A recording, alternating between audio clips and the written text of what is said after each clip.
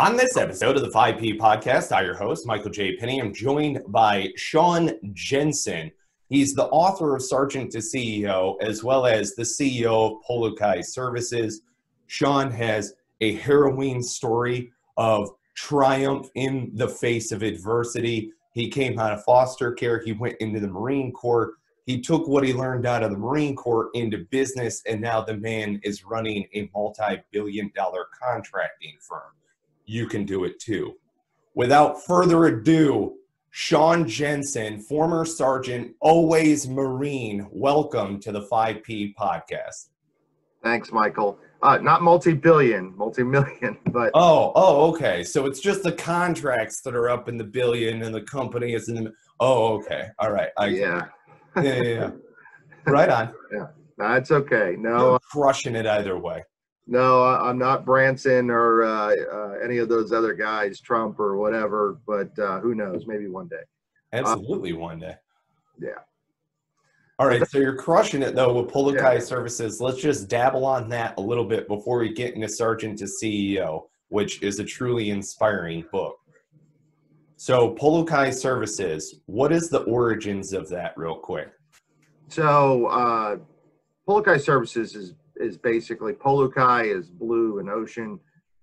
Services is, when I was thinking about naming the firm, I looked at two things. One, identifying with my native Hawaiian heritage, and the other was putting a company together that didn't confine itself into a box by just saying construction or saying, consulting.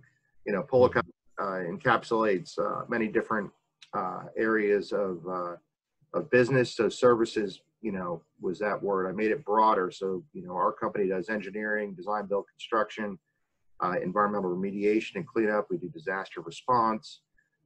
We've been on 7 or 8 hurricanes. Personnel in my company have responded to this recent pandemic. We've built COVID labs. We've done disinfectant work in exposed areas where COVID was present.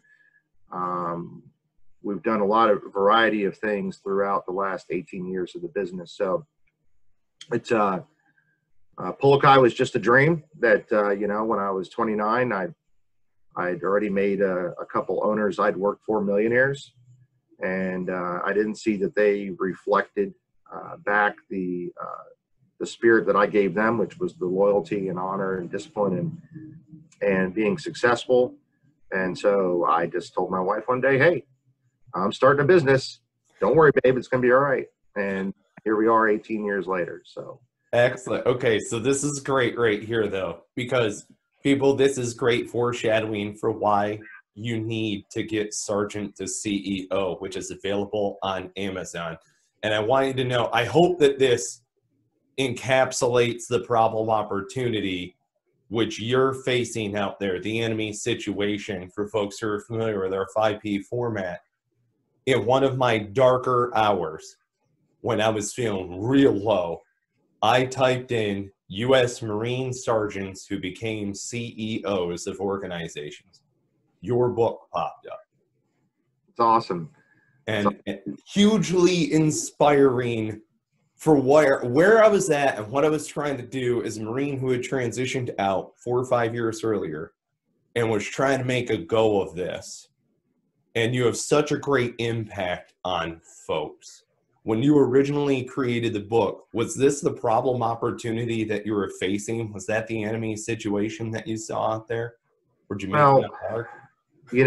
It's interesting you say that, because when I transitioned out without much in the way of a guidebook or any kind of assistance. I went to the 2-day TAPS class, and here's a generic resume.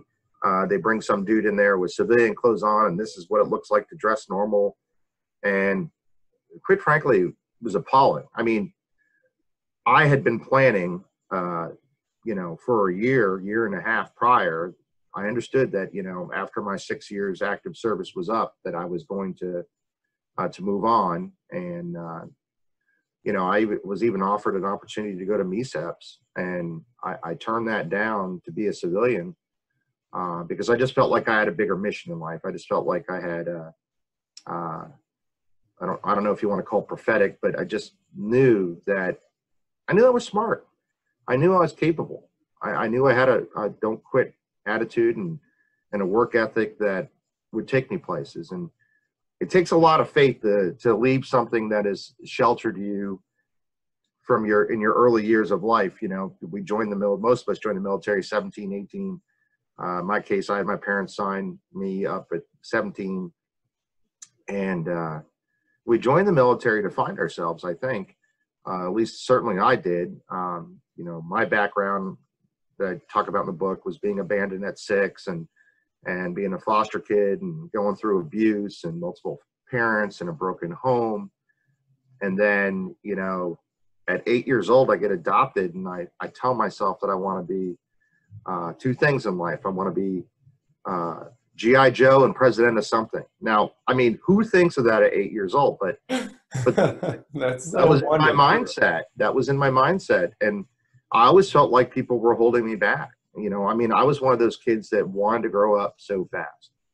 I wanted to be able to take charge of my life. I felt like I really, you know, I was being developed, and don't get me wrong, I was treated well in, you know, my adopted home. But at 15, I left home and basically ran away. I worked multiple jobs. I still attended school, and I rented a room. And then I came back home when I was 17 to get my parents to sign me up for the Marine Corps.